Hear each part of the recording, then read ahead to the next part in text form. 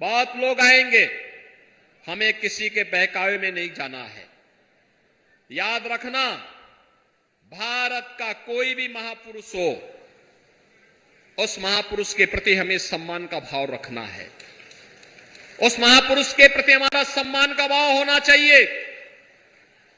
जितने आराध्य देव हैं उनको हमें सम्मान देना होगा। ईश्वरीय ताकत को जो भी चुनौती देता है उसका पतन तय है। जिसने भी राम की सत्ता को चुनौती दी, कृष्ण की सत्ता को चुनौती दी, उसका पतन तय है। आप इसमें निश्चिंत होकर के रहिए। और मैं आपसे यही कहने के लिए आया हूं, हमें महापुरुषों को भी सम्मान देना होगा। इन सभी महापुरुषों को, जिन महापुरुषों ने भारत को भारत बनाने में योगदान दिया है। ये महापुरुष, चाहे वह चंद्रगुप्त मौर्य हो, अशोक महान हो, महाराणा प्रताप हो, छत्रपति शिवाजी महाराज हो, चाहे वह गुरु गोविंद सिंह जी महाराज हो, और चाहे देश के स्वाधीनता संग्राम की लड़ाई लड़ने वाले हमारे वे सभी वीर योद्धा जो कहीं डिगे नहीं, रुके नहीं, झुके नहीं और अपना बलिदान देकर के देश की स्वाधीनता के लिए अंतिम दम तक लड़ते रहे, उन सब के प्रति हमारे मन में श्रद्धा का भाव होना चाहिए। आप चिंता मत करिए, हर महापुरुष के सम्मान के लिए हम हर जनपद में व्यवस्था बनाने जा रहे हैं। पार्क बनाएंगे, पार्कों में भव्य मूर्ति रखाएंगे, अच्छे म्यूजियम बनाएंगे, उनकी पूरी जीवनी को और उस पर कंपटीशन कराने की कार्रवाई भी हो रही है। हमने काशी और अयोध्या से शुरुआत कर ली है, प्रयागराज से शुरुआत कर ली है। ब्रिज भूमि का नंबर भी आने दीजिए और फिर आपकी भूमि का भी नंबर आएगा। ये सब काम भाजपा ही करने जा रही है, घबराइए मत, हम लोग करेंगे। और मैं आपसे कहना चाहूंगा, ये कांग्रेस, सपा, बसपा के जो लोग हैं ना, इनसे बड़े सावधान रहना। इसलिए रहना, इनका मैनिफेस्टो देखिए तो एक भारत के खिलाफ छुपा हुआ एक हिडन एजेंडा है इनका। ये अनुसूचित जाति, जनजाति और पिछड़ी जाति के हकों में सेंधमारी का काम करने जा रहे हैं। कांग्रेस ने यूपीए सरकार के दौरान ये प्रयास किया है, वो तो भारतीय जनता पार्टी ने भारी विरोध किया था, ये लोग सफल नहीं हो पाए। अन्यथा ये लोग 2004-5 के दौरान ही, 5-6 के दौरान ही ये काम कर लेते। कर्नाटक में इन्होंने कर दिया।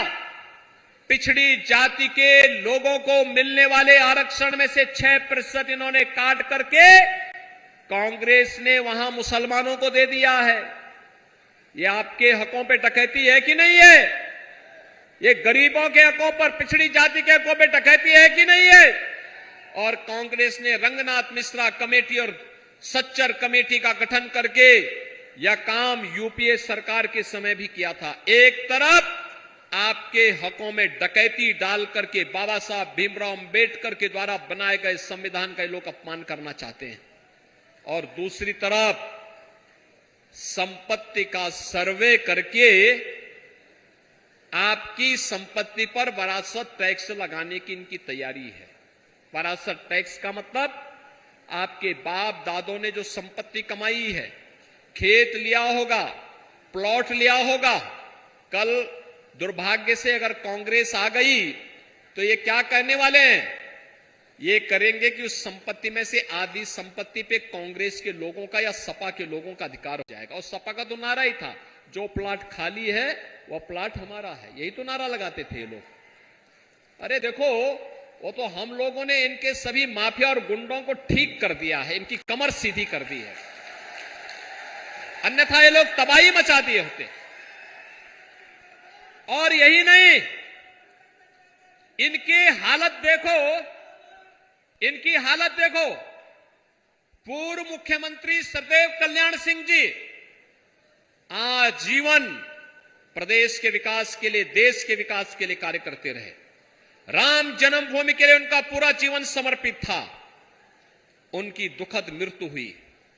समाजवादी पार्टी ने एक शब्द संवेदना के लिए नहीं व्यक्त किए, एक शब्द नहीं व्यक्त किए, एक शब्द व्यक्त नहीं किए।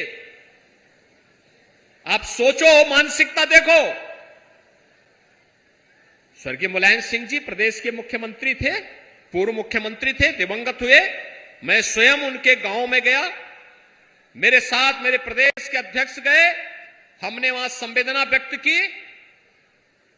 स्वर्गीय कल्याण सिंह जी की मृत्यु पर संवेदना न व्यक्त करने वाली समाजवादी पार्टी, उसके अध्यक्ष एक माफिया के मरने पर कैसे फतिया पड़ने के लिए गए थे, आपने देखा होगा, देखा होगा ना, देखा है ना।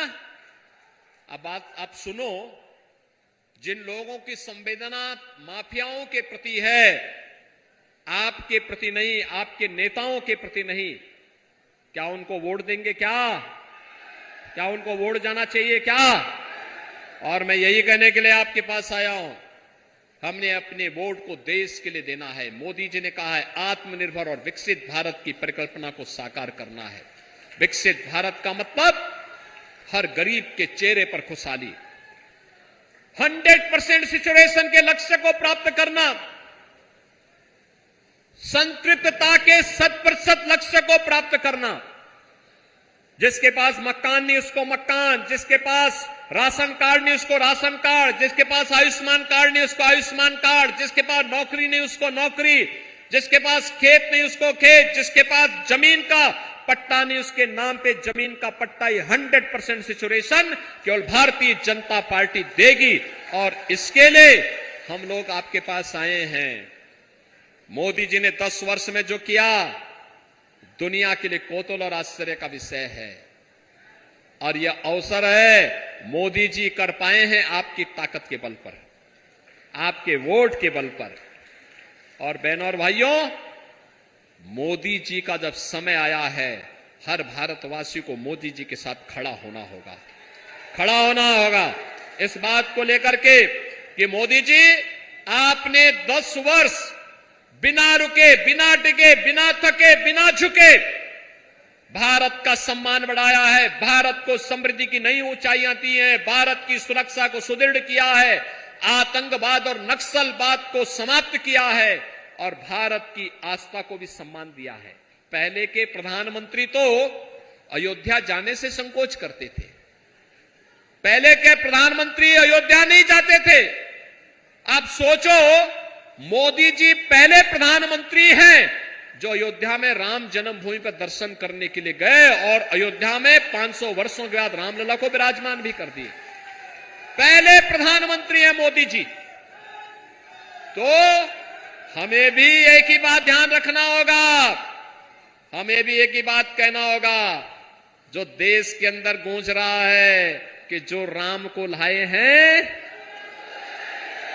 आपका एक एक वोट जो कमल निशान पर जाएगा वह दुर्विजय साक्य के माध्यम से मोदी जी के लिए जाएगा। सहमत है ना बहनों और भाइयों?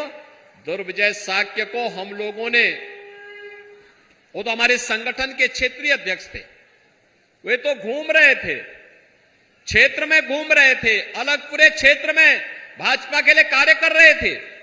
उससे कहा गया कि भाई इस बार आप चुनाव लड़ जाइए। उसने कहा मुझे पार्टी का जो आदेश होगा। इसलिए घर घर जा पाना प्रत्याशी के लिए चुनाव के दौरान कठिन होगा। मेरी आप सबसे अपील होगी, आप जातिवाद और परिवारवाद से ऊपर उठ करके देश के बारे में सोचिए और मोदी जी के लिए एक एक वोट कमल चुनाव चिन्ह पर जाना है, दुर्विजय साक्य को भारी बहुमत से विजयी बनाना है। सहमत हैं? लेकिन इसके लिए आपको घर घर जाना होगा। जाएंगे घर घर, एक एक वोट को मतदान स्थल पर लेके जाएंगे, भाजपा को भारी बहुमत से विजयी बनाएंगे। सभी सहमत है ना?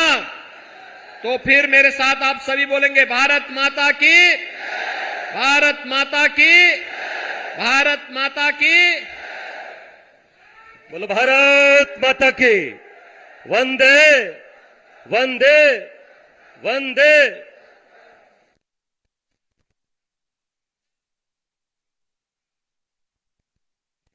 सीएम योगी आदित्यनाथ यहाँ पर बीजेपी प्रत्याशी के लिए उन्होंने वोट की अपील की है। उन्होंने कहा कल्याण सिंह जी के प्रति सपा ने संवेदना व्यक्त नहीं की थी और इसके साथ ही सीएम योगी आदित्यनाथ ने कहा कि लोगों की संवेदनाएं माफियाओं के प्रति थी।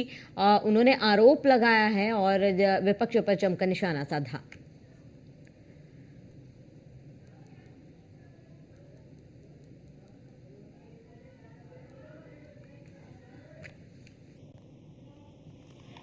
चलिए इसी के साथ इस बुलेटिन में इतना ही। देश प्रदेश की तमाम बड़ी खबरों के लिए बने रहिए न्यूज़ 1 इंडिया के साथ।